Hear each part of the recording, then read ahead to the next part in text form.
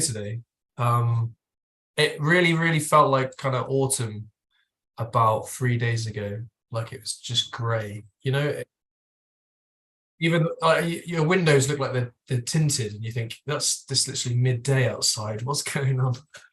People have been wearing jumpers and jackets, and then actually now the sun's come out. So I don't know if this is like the last push for summer, but it sounds like some places in the States are. I mean, you're all in different places, but some are sweltering. Jen, you were saying it was disgusting. Can you say Indian summer anymore, or is that offensive? Probably. Very offensive. It's probably offensive, probably not PC. Yeah, we're down to in the 50s now. So in the Pacific Northwest, it's pretty chilly. I think our summer is drawing to a close rapidly.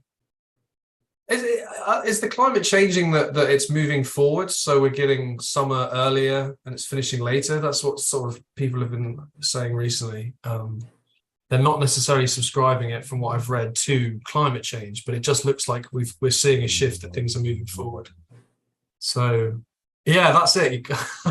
That's a wrap, guys. All right. Have a good day, everybody. Have we talked about climate change? We had other thoughts in mind, but that's something to talk about at some point. I think that's a really good idea. No, I don't think we've ever talked about it. Maybe we should bring that up. It's a big topic. Well, welcome to Monday's Solid Ground live stream. It is September 4th, Labor Day, and it's nice to see you all. I see, is it Miroir Jumeo? I don't know if I'm pronouncing that correctly, but says summer ended abruptly yesterday in Seattle. Yeah, it totally did. It was rainy all day. I live a little north of Seattle, so totally. David, would you like to start us off with the Solid Ground little intro, the blurb? Solid Ground is a peer support community for anyone concerned about the imposition of critical social justice, CSJ, aka woke, and or COVID mandates in their workplace, university, children's school, or community. We offer weekly online peer support groups in which members share ideas, thoughts, and support for how to navigate the impact of these ideologies, and to answer the question, where do we go from here? You can join one of our groups and enjoy one of our groups for only $5 per month. To find out how to join our community, please visit solidgroundsupport.com. And please note, Solid Ground does not provide psychotherapy or legal advice, and nothing we do should be construed as such. Thank you. Thank you. Thanks, David. So David, you brought up something interesting when we were just chatting before going live about compassion and empathy, and some thoughts that you were having on that. Do you want to give a little bit of your thoughts on that? Yeah, thanks. I was listening to a trigonometry episode yesterday, and the guest was making a very convincing point that whilst compassion's often talked about within some of these ideologies, and it often feels like that's the point at which people stop. It's like, if I have a feeling of compassion towards something, then it must be a good thing, or at least we're helping out those people less fortunate than us. So it's from a place of compassion. And this guy was sort of saying that, well, there's always a sort of shadow side to that there's always the same thing that makes you compassionate towards, say, an in-group, it will make you hostile to an out-group. It's almost as if, and I think he was referring to studies they've done with oxytocin, and oxytocin being a very binding like a hormone that's released when we bond, when human beings bond. I think like when mums bond to their infants, and when, well, even two friends are bonding over something, they release oxytocin. But the oxytocin is also something that would promote, if you gave it to people, a sense of sort of protective energy towards keeping your clan safe. So it's almost as if there's always a double-edged sword to compassion. And I just thought that was a really interesting place to think about this ideology, and how I find in conversation with people on my course or friends. And I had one not that long ago where it was said to me that I probably wouldn't understand quite what women who were going through with regards to bathrooms, and I don't know. There was a way in which I was basically forced out of that conversation because I don't have the requisite experience. Therefore, I don't have the compassion that they feel, and so they sort of trumped me in that situation. I think that there's one other thing to sort of throw in there, and I think it was that status is something that I don't think human beings, we can ever not be orientated towards on some level, and that there's like an evolutionary basis for sort of seeking status that means that you're either achieving it through one of three ways. I think dominance, so actually authoritatively having dominance over someone else, competence, so yeah, like designing the wheel. You'll get food for doing something like that in a clan in which you've created some sort of technology. And then the third is signaling virtue, so signaling that you're a good person. So that is about, I guess, signaling compassion. I guess that's another part to it, which maybe I've opened up too many parts to it once there, but I think that's another part to the compassion piece as well. That's really interesting. I think that there's a lot there, and I wanted to maybe start out in responding to you by reading the etymology and the definition. I think it's great to define words and terms. And so compassion, we all know what it means, but I like going back into the roots of things. So it's feeling of sorrow or deep tenderness for one who is suffering or experiencing misfortune. And so I guess I was thinking that there was also a time element to compassion. So if you think about the kid who falls down and hurts their knee, do you want to run over and immediately make that feel better? Or do you think about the long-term, the development of that child of a sense of self-sufficiency and a way to self-soothe? So do you maybe stand back and see first, are they okay? Allow them to pick themselves up and offer them support if they seem to still need it. So that's like the long-term and short-term strategy right there. But maybe the longer term strategy involves actually not being compassionate if we think about feeling with someone and a desire to relieve the suffering. So maybe that is a different thing altogether. Or I don't know if that's a matter of actually just tolerating your own discomfort of the other person's suffering while still just having this longer term view. I think maybe some people just can't tolerate watching. I haven't been a parent, but even just watching children, it's like, okay, like they're crying or they're whatever. And it does hurt to watch that, but then also making, I don't want to say a calculation, that sounds too whatever, but cold, but still nonetheless thinking, okay, what's for this being's longer term benefit? And it still feels bad. And I'm holding a longer frame. I think I like that timing way you framed it, Leslie. Mm-hmm. Well, and I think it's interesting, David's exploration of status as relates to expression of compassion, virtue. So there's a lot of different pieces there. Yeah, I started thinking about this. Do you know what? I've started looking at the timetable for next year and what I've got coming up in the course, and I've already started thinking about how I'm going to approach some of them. And one of the lectures is just called intersectionality, and I just kind of feel like there's enough people I know on the course now that are already bored about this. And I just feel like someone going, I've got a question, asking the guy at the front, why are we still talking about this? Why are we still talking about this? Like, and then just trying to get I'm really fascinated as to what it is that drives the course to keep piling this stuff. We've done the intersectionality thing. We all know the wheel. We all know the wheel of intersectionality. If you need the intersectionality wheel to sit opposite someone in a therapeutic environment and go, they're black, disabled, and a lesbian. I wonder what they're going through. If you need to do that to kind of connect to the person, then I don't think you've done enough. Maybe this isn't the right career for you. So that it doesn't work on that level. But also, even if you're just trying to understand it on like a sociological tool level, like, how much does this really tell you about the world? So it's just not, I'm just kind of, I'm trying to bring in maybe not a sort of an energy that's like, right, what is it we're doing? And then I'm going to go all kind of James Lindsay and try and break it down. I might just be sort of taking a bit of like, I don't actually know why we're still talking about this. We've done this. Why are we still on it? And I think that the thing that drives people to keep putting it on, to keep wanting to talk about it, it's got something to do with this signaling of virtue. It's like, this isn't about competency.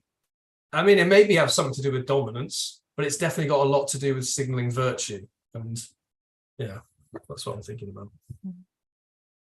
That wheel, when you're talking about what kind of therapeutic competence do you have if you have to refer back to this intersectionality framework in order to know how you're supposed to interact with your client? You know what it makes me think is, this is actually kind of a sinister thought, is it seems like it's AI training. I mean, basically that's what that is. It's Algorithm. like, yeah, that's what it is. I mean, it's breaking things down into pixels of what it means to be a person. And humans don't need that, but computer therapists, maybe that's what's going on. It's the ultimate sort of administrative, bureaucratic way of looking at people, isn't it? It's just, yeah. Mhm. Yeah. James J in the chat, I wanted to read this one, says compassion by public, and he puts compassion in quotes, by public school employees have done unimaginable harm to my daughter. And yeah, it has prolonged her suffering. I'm really sorry to hear that, James. It sounds like there's a really painful story behind that. And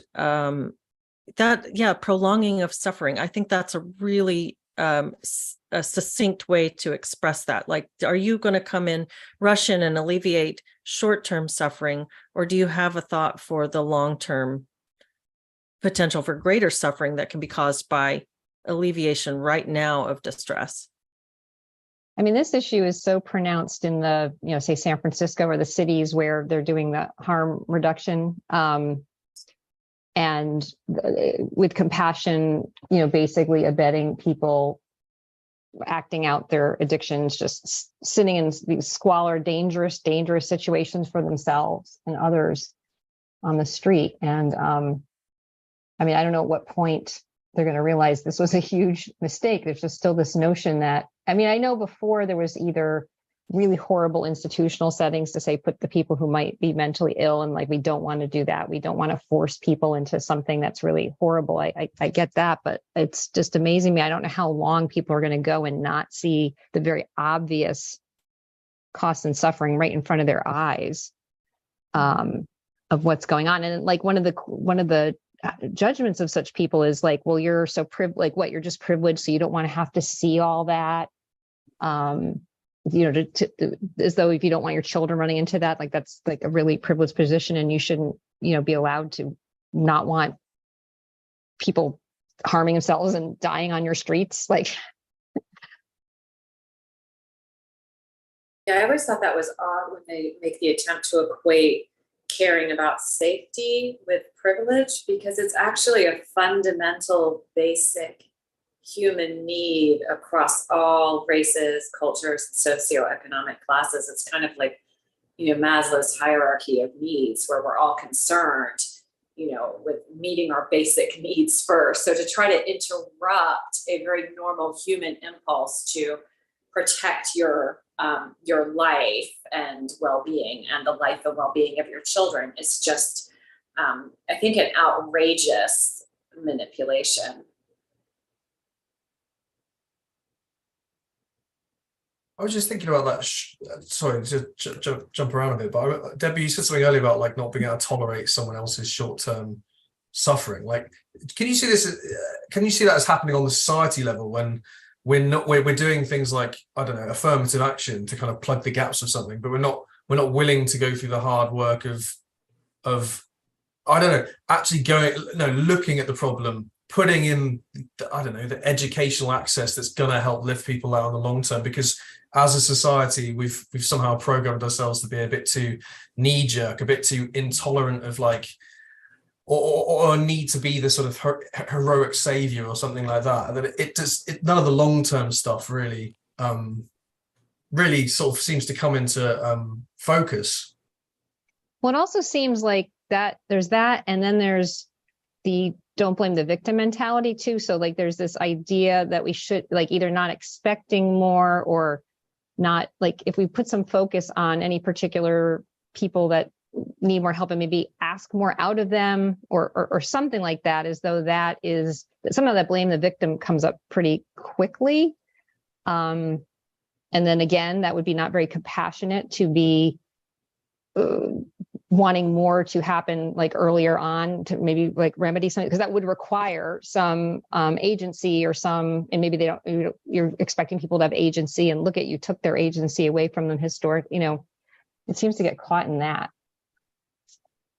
Asante sends a super chat. Thank you very much. And says, how far do you think punishment should go? I don't know what you're referring to exactly. Could you say a little bit more about that? Well, I'm not sure punishment for what. Yeah, it is really interesting when you're talking about agency and victim blaming. Like there's a fine line there, it seems like, for people hearing, asking a person or expecting or wanting for a person to be able to sort of solve their own problem or find their own level of accountability for what they can do differently to change a bad situation, even an unfortunate situation that happened to them outside of their own control. But a lot of times their own actions in order to remedy are really necessary. They need to cultivate their own resilience. I mean, we're talking so vaguely. I'm talking so vaguely right now. So it's hard to want to apply that to something specific. But in this current ultra compassionate, I guess, DEI sort of victim celebrating culture, that's not an okay thing to say or expect.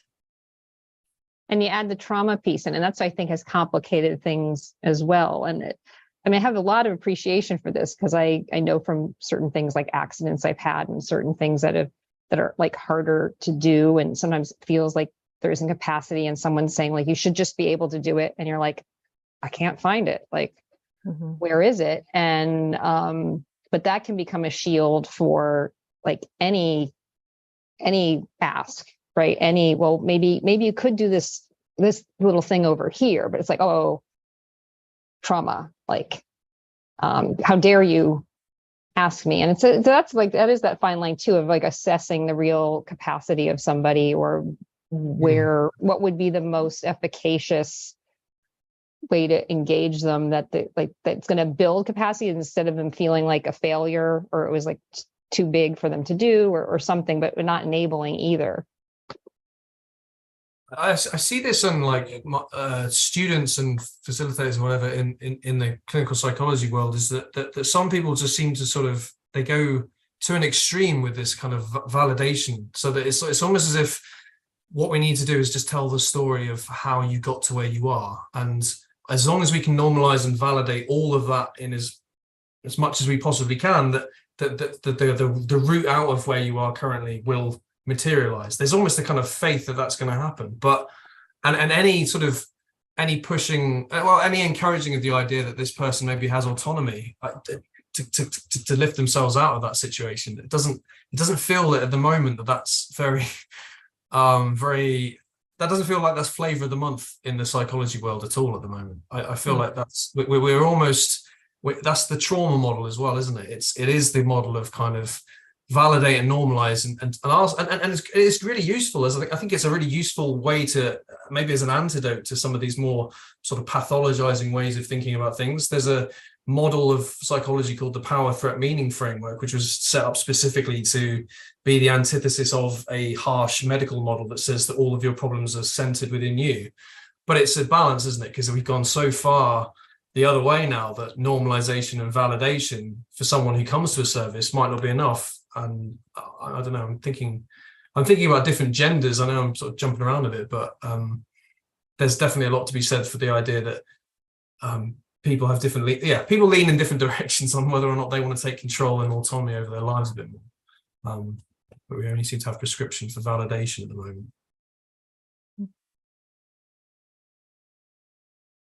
Well, Asante gives a little more info here. It says, for example, do you guys believe in something like the death penalty? I feel like that's a little bit straying off course for what we've been talking about. If you guys want to go into that, we could, or we could just think about that for future discussion.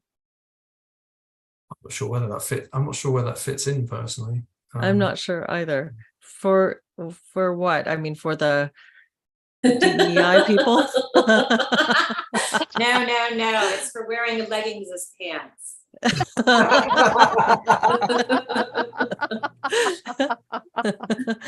Oh, Do you have to go to court for that, or is it just shot on sight? Just shot Shot immediately. on sight, yeah. Yeah. No leggings as pants. No compassion for your Compassion for athleisure. anyone else. Yeah. Yeah. We can talk about the death penalty another time if you like, guys. I think that probably sounds like it's a topic. Yeah, to it does. explore. Yeah. It It sounds does. like a good topic. Go in a bigger, like either criminal justice category or something. Yeah. Yeah, I think that is a good one. That and climate change. But yeah, in terms of compassion, let's see. I want to read a comment that just popped up. Matt Von Wald says, I just wish everyone was a little more compassionate instead of a few people being ultra compassionate. That's an interesting thought. And I guess I kind of come back to this idea just from parenting, as it, in terms of, that's your little microcosm. That's your little micro society that you're building when you have children. You are stewarding these people into becoming independent adults, and you want the best for them. And I don't like to think of government as being parental, but that certainly is what we've kind of created. And so if you zoom out and you think about a larger society, you have elders and people in charge who are putting themselves are just in a position of cultivating the next generation and deciding where the guide rails go. So there is a parental sort of analogy to be made, I guess. And in parenting, I think that, it's really important to do that thing that we started out, that example from the beginning. You are looking to help the child solve their problems by coming to an understanding of how they can solve their problems, because there's the knowledge that at some point they have to be able to function without you there to remind them or to help them or to soothe them. So the ultimate goal is an independent person who can take on all of their own responsibility. And so if you rush in and alleviate their suffering immediately, you are creating a handicap where that person cannot learn to manage that on their own. And so with the heaping of compassion or sympathy on a victim and the shielding of that victim, and people are victims of a lot of things, but if you shield them from having any sense of accountability or any sense of resilience or building an agency, building their way back out of their problem, then how have you helped that person to function independently? Yeah, and the message you send is, you can't do this on your own. You need me. You need me. Yeah, it's like the Freudian devouring mother, isn't it? I guess that's what the archetypal pathology that Freud spotted like years ago was, that people have to break free of their mother-infant bond at some point, and they have to, and that's painful to do that. It's painful to grow, isn't it? It's painful to develop that level of resilience and to leave something behind, perhaps, but it's necessary. I need to move a sec. Oh, Uh-oh. Well, I guess she'll be back in a minute. Danner Kando in the chat says, just arrived. Sorry if this was already addressed. How do you define trauma? This word keeps popping up everywhere these days. And I think that's a really good one to define. Jennifer, what do you think? I don't know. I'm really stupid today because I didn't sleep last night. Well, that sounds traumatic. Well, it's really annoying. I'll tell you that. I tried to be like all the other kids and have a casual tea at Starbucks in the afternoon, and they do something where they really brew it. They must just brew it for hours. I had a green tea. And so I was literally up all night and then eventually drunk myself. And so now I'm sedated and have had only a couple hours of sleep. So I am basically an idiot today. So yes or no questions only. I can't even. Yes or no questions. Okay. Okay. I'm Even that's just here for second. your viewing pleasure. Then why don't we'll go to the Dictionary of English Language, fifth edition. Serious trauma, serious injury to the body as from physical violence or an accident. 2, severe emotional or mental distress caused by an experience, or 3, an experience that causes severe anxiety or emotional distress. And then they give some examples. So, but they're talking about rape or combat specifically here. And so I think that trauma, in terms of like the old DSM definition of PTSD, trauma had to be something that made you an experience that put you in fear of your of death, basically yourself or a loved one. So it was something that was really, really severe, where you had to fear that you were in a life-threatening situation or be in a life-threatening situation. And now it's become much more colloquially used to, and I think maybe even softened in the newer edition of the DSM. I'm not sure, I'd have to check that out, but it's been softened, and now it's just something that causes severe or just emotional distress. Something that's emotionally distressing is now referred to as traumatic. Yeah, we've been using questionnaires to look at PTSD symptoms within adolescents, and a lot of the identification of whether an event was traumatic is the long-term effects it has, or not even long-term, but kind of short to mid-term effects that it can have on someone, to become more like hyper-vigilant to things that remind them of that event, to become sort of completely intolerant of anything that links themselves back to that, to kind of become isolated or anxious or unable to do the things that you're able to do that you could do normally, and then also just to have flashbacks or kind of intrusive thoughts about that event long after it happens. And these are all things, like you say, like these are all things that you have to sort of identify to be able to then verify that it is a trauma or PTSD. But now it's not, is it? It's just about well, I found that emotionally distressing. I can put the word trauma on it if that is politically advantageous to me to do so. Well, it seems like there are several pieces to that, right? Because is it possible to be objective in defining what would be traumatic to another person? So I'm not really trying to play devil's advocate, but I'm trying to kind of look at the topic broadly. In terms of what would be traumatic to one person versus another, there's going to be some variability. Just like we know that different people are more or less sensitive to all kinds of things for lots of reasons. Maybe it's their inborn temperament or their own experiences or their age or whatever it might be. The different variables about a person, their prior experiences with this thing, are they sensitized to be particularly raw around a given subject or experience in their life?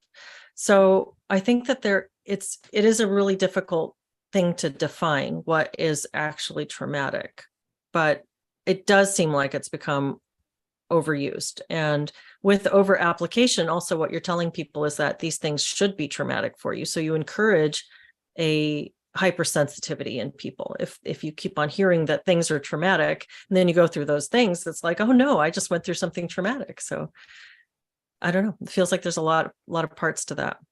I suspect that we were formerly most likely defining trauma too narrowly, and now we've probably opened up the definition too broadly.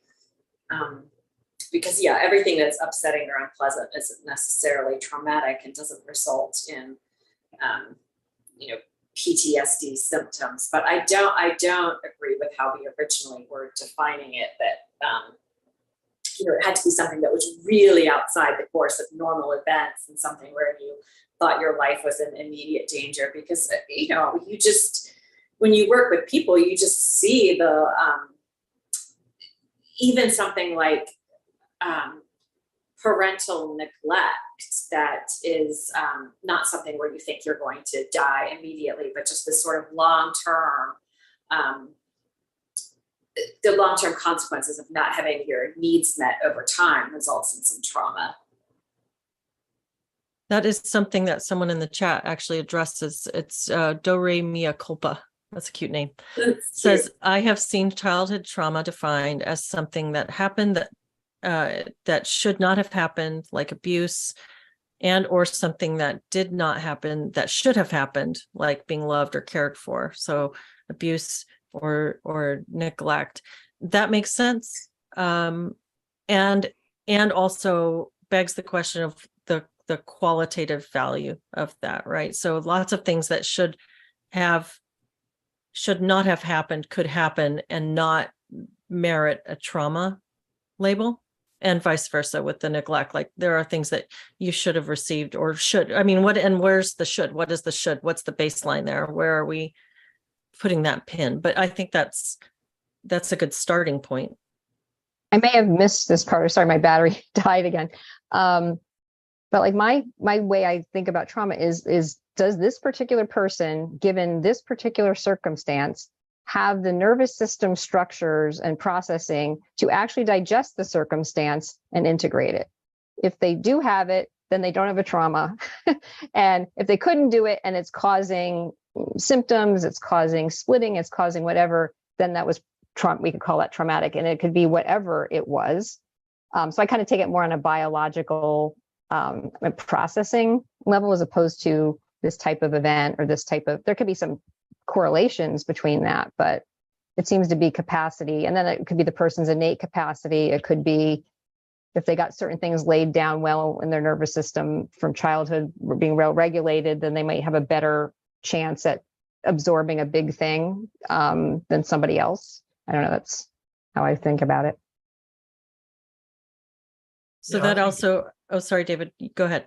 Well, so I was just going to say that again seems to come back to the idea of it being about what the effect it has on someone, the sort of symptoms that come up, the experiences that come up as a result of having had that experience, not about the experience itself. It's about, because I mean, even you know, you can even work with someone, can't you, that sort of it seems to have a lot of symptoms that maybe speak to the idea that they've had trauma, and then you go through their life with them and they haven't had one specific event maybe, but they've had a slow kind of like that the commenter was saying, there's been a neglect or an attachment based trauma that's existed for a long period of time, sustained over many years, and that can bring about different effects again. But it's like, yeah, it's focusing on the effects it has on someone as opposed to saying, oh, that's a traumatic event, because plenty of people can have experiences of the same event and not be traumatized because they have their own internal resources and resilience, like you say. Yeah. And you know what, actually, one thing I remember, I don't know if it was Body Keeps the Score, which book, but it was really striking to me.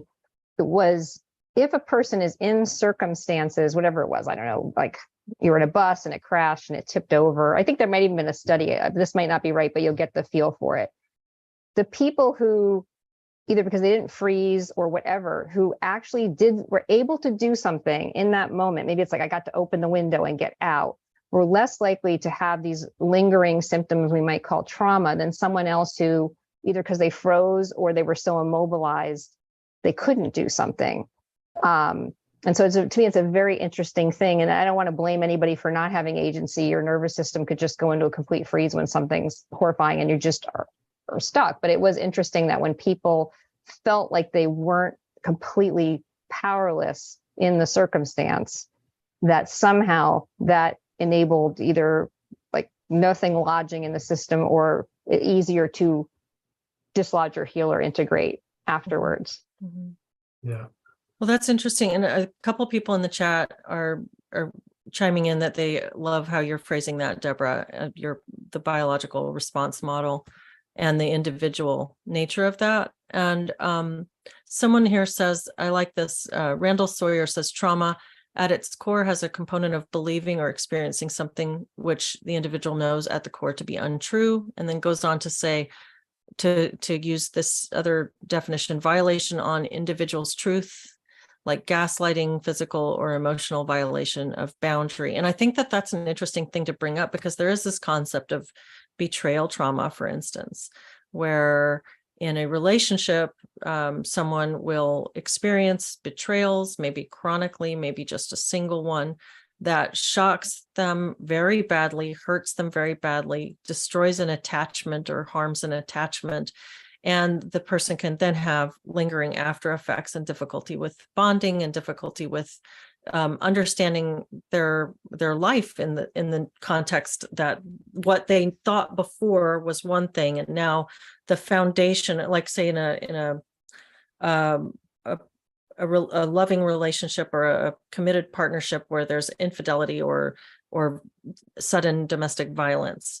Now your foundation is rocked because something that you based your reality on is fundamentally wasn't true in the way that you thought it was. And this can be really, it can really have a big impact on someone's mental health. So I think of things like that. That's just one example, but that's an example in which you're not afraid for your life necessarily, and you're not experiencing something like the bus accident or anything, but you still have some sort of there's an impact on you that carries forward and changes you in a really profound way, negatively.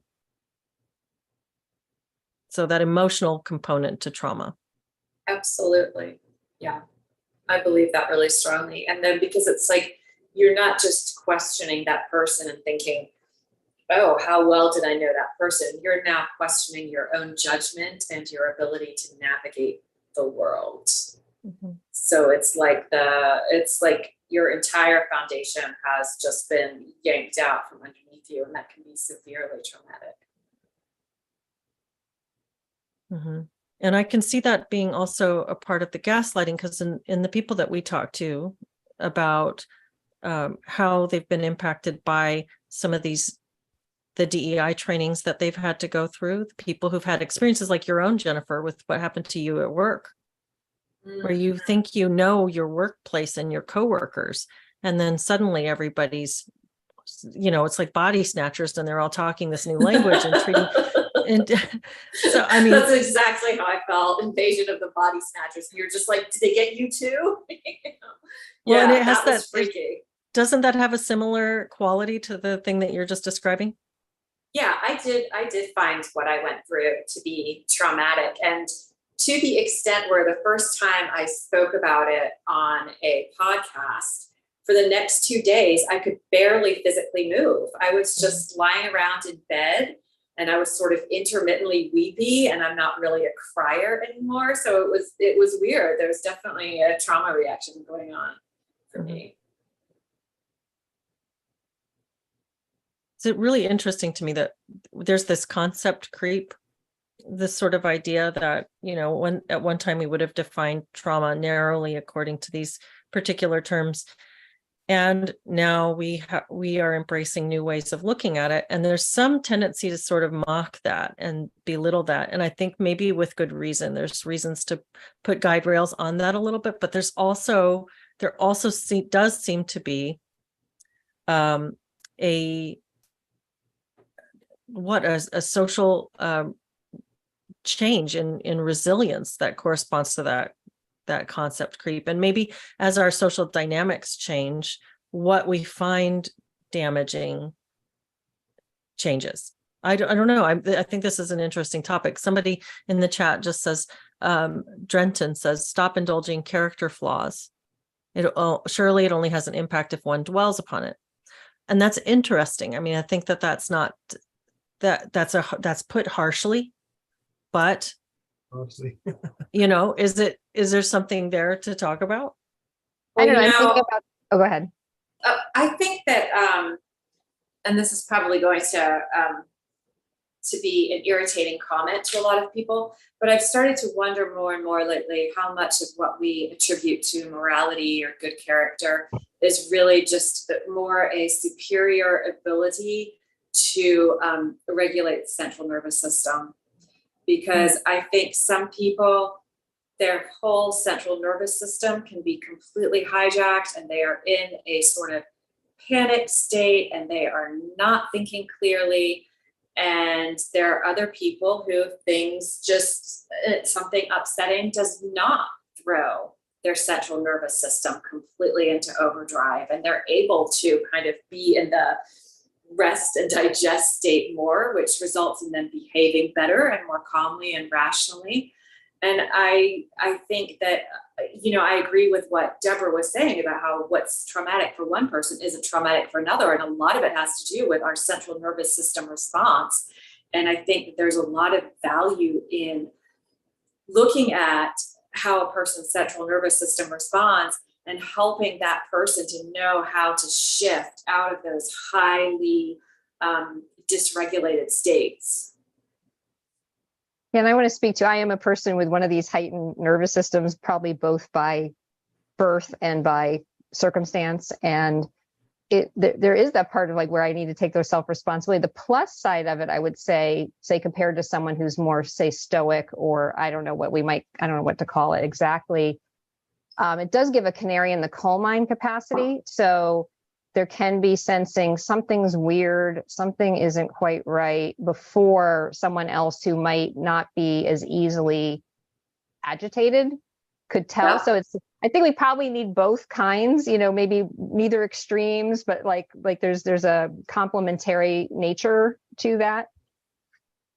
I totally get what you're saying. And I am of that highly sensitive nervous system myself, which is probably why I've been so drawn to meditation and learning how to self-regulate. But I will get odd breakthroughs. And there were times when I've been sitting with clients and I could tell that they were about to enter a manic episode because it would throw my heart into a bit of arrhythmia.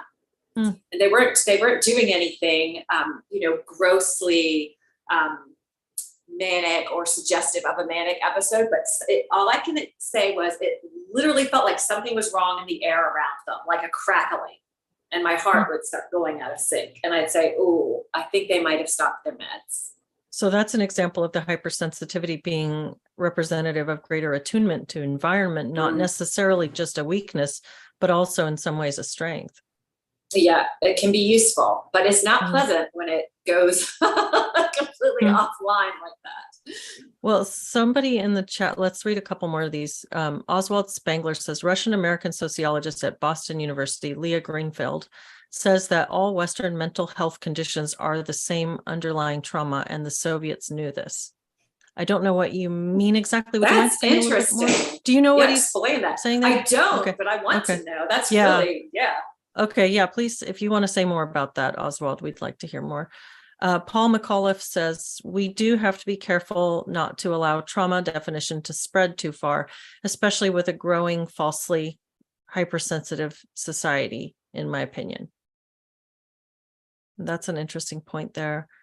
And I think that like, how do you, at what point, how do you check that sort of, I always come back to that phrase. I think it's an interesting one about strong men make good times make weak men make hard times make strong men.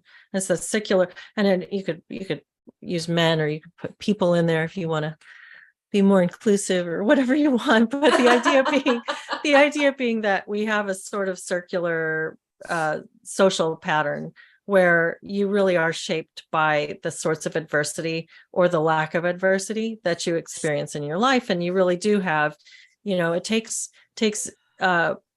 opportunities to be self-reliant or be self-soothing or to be to have agency in order to build agency, in order to build resilience, and in order to build independent self-reliance. So if you are coddled, if you have every need met all the time, you have less opportunity to build that sense of agency. And so in a peaceful and plentiful society or life, or even microcosm in your own family, you have fewer opportunities to exercise the things that you need in order to be strong and resilient, and vice versa. With the right amount, whatever that is, whatever the formula is of adversity, you can develop the internal strength and perseverance and resilience that you need in order to be a, quote, strong person. So, I mean, it's an interesting, we have even I don't think that the people who are living in homeless camps are living it up. I think that looks pretty darn miserable, but you can see that you can see their outlets snake out of their tents and plug into, the lamppost sometime. And you can see that they are on their cell phones and that they have food. And, so this is not, I know that's kind of a wild example, but I'm just picturing like, there are people who are falling through the cracks in our society and really suffering, but there's also this baseline of people getting a lot of what they need in certain ways that may protect them from having to develop other forms of resilience. I don't know. What are y'all's thoughts? I think that's where it goes too far. When, like, I'm not going to argue with somebody about if they are traumatized or not. To me, that's not the where I would place the emphasis. Maybe they feel traumatized and I think, good Lord, you've just had a bad haircut. How are you traumatized? But what to me makes it go too far is the response to that. If the response is, therefore, you have no accountability for your actions. Therefore, you poor traumatized soul, I will draw no boundaries with you. I won't question anything you say. Or, as in the DEI stuff, I will hand over all my power to you and now be in a subordinate position to you because you have some alleged trauma that I somehow owe you for. That's where it goes too far, when it distorts healthy relations and healthy, normal social expectations. For me, that's where it goes too far.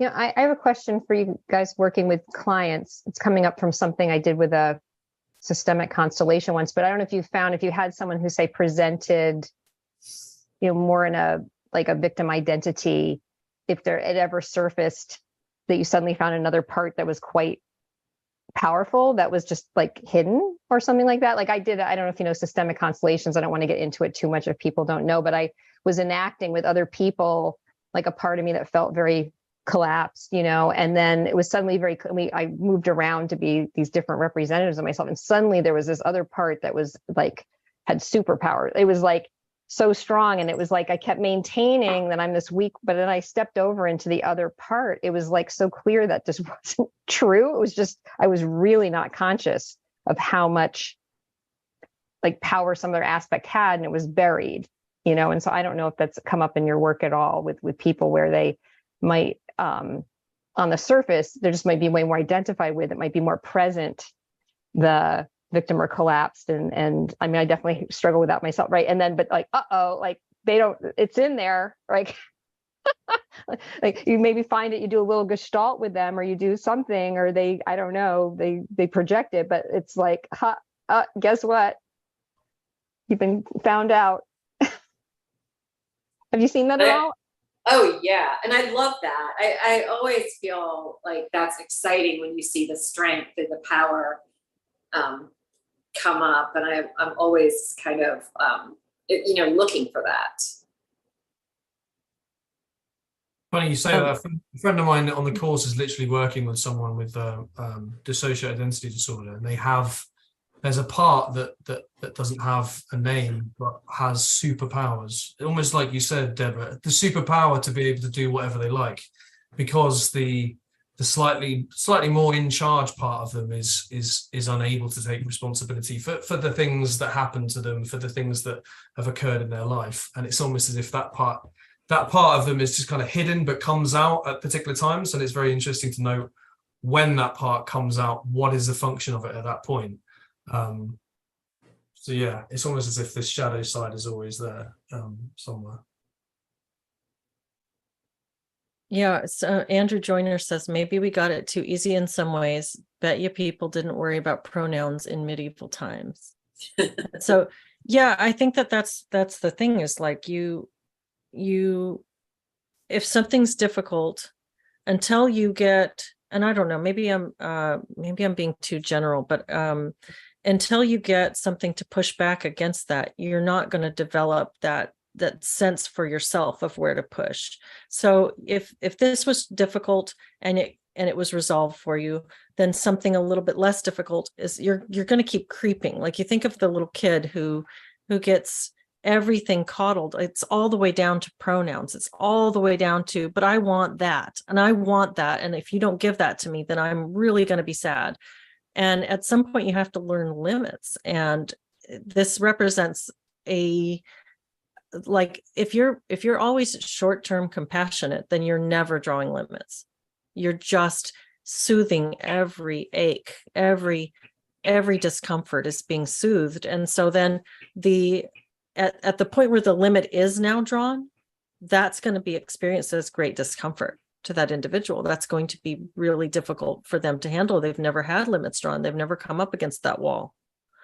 And so I don't know, that's kind of what I'm thinking about the pronoun creep. And then someone in the chat also commented that the tree behind you, Jennifer, looks like a crown radiating from your head. Oh. Now I can't unsee it. Mm-hmm. I was just thinking about the kind of hypersensitivity versus stoic kind of continuum, if you like, and it's like one or the other. But it does seem to me like, particularly from what you said as well, Jen, that if you're able to, in that moment of being hypersensitive, signal to the people around you, because that's what you're kind of doing as a secondary probably to what you're primarily feeling, which is, oh shit, I don't feel like I can tolerate what's happening in my body. Like, you are also signaling to the people around you, this person needs help, this person needs to regulate. And if you have resources around you that can help regulate you, then that's and then you can kind of insert yourself back into that community.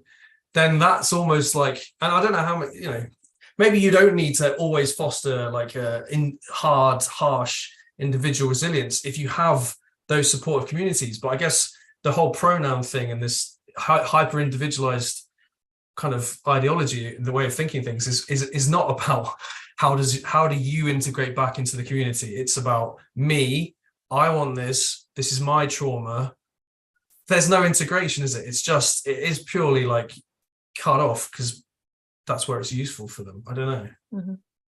Someone that I was that I'm close to, when his child was small, the kid was like 2-3 years old. He struggled a lot with the kid throwing tantrums when he was disappointed. So he would throw these big tantrums if he was disappointed. And he was really disappointed if he wasn't the first one to get something. So our kids were all about the same age. And so when my sons, like there's three little boys, and if this child was obsessed with getting the first of whatever. So I can remember, for instance, going out to dinner together, and if the waiter brought the plates, you couldn't control where the waiter was going to sit them. And if he sat it in front of one of my sons instead of this little boy first, this little boy would absolutely melt down. I want number one. I want to be number one. And he was really small. He was a little kid. So little kids do these really irrational things. They get fixated on things. But what his dad would do was to try to placate his kid and say, well, you did get number one, don't you see? Because he got -1, and then the next kid got 0. So you were actually number one. And then the kid would be like, oh, okay. So this friend of mine would just go through these, he was coming up with these really creative ways to always placate and always make his kid feel like he got the thing he wanted. And I saw him do this over and over and over. And it was with a number of things. That's just one example, but it was anything to stop the tantrum, anything to appease the child. And I thought, you really need to, this kid has distress tolerance problems already. He's, and then he was growing, and he's like, now he's 4 and he's 6, and dad is still doing these things. And this child is having so much trouble with emotional regulation, self-regulation. What you really need to be doing is allowing him to experience that disappointment and scaffolding him through that process and helping him to manage how he feels about not being number one or whatever it might be. But instead, you're always providing him with a safety net. And lo and behold, this kid is he's has a lot of problems with regulation now in his, pre-adolescence. And so I just think that this is something that I've been concerned about watching, and, for their family, I know that's going to present problems for them. And I think that that's just one little anecdote, but for me, it feels like that's a version of what we're seeing in so many ways with the coddling of people in the victim culture. Yeah, one isn't one. Yeah. Right. Yeah, exactly. That reality is uncomfortable for you. So let me shift reality so that it makes you more comfortable. That's exactly right, Deborah. That's so interesting. But I think people confuse compassion with lack of boundaries. Because it's just like, what if your kid never wants to eat vegetables? They just want cookies. Would it really be compassionate to say, oh, okay, you'll just have cookies? No, it's not. Like compassionate's really being compassionate is really doing what's best overall, not doing what pleases somebody in the moment. Mm-hmm. Yeah, I guess that comes back to the time question.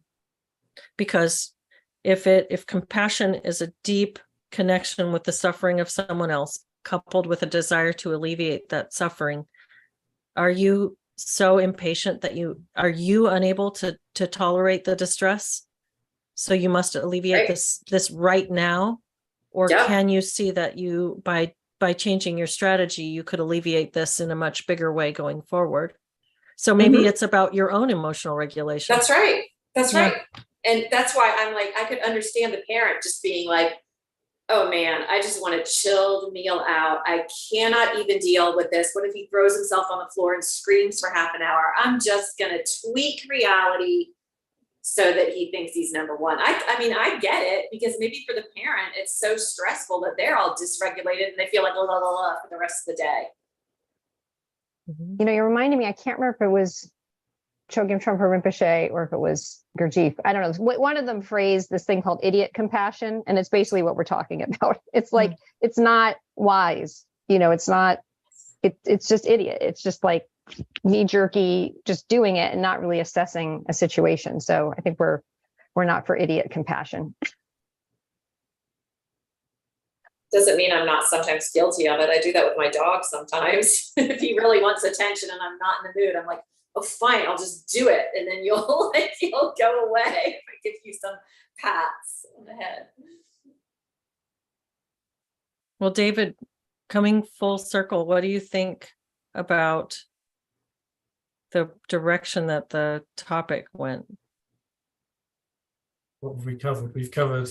We've done compassion, but we also talked about the rising concept creep of trauma in our society. And I'm also thinking the whole time about my year next year and some of the conversations I'm going to have on my course, and taking what we're thinking about here and thinking, how can I put that into something that makes sense for people in a conversation at some point next year? So I really enjoyed this conversation, actually, and it's really helpful for me to just think through some of these things. So I appreciate that.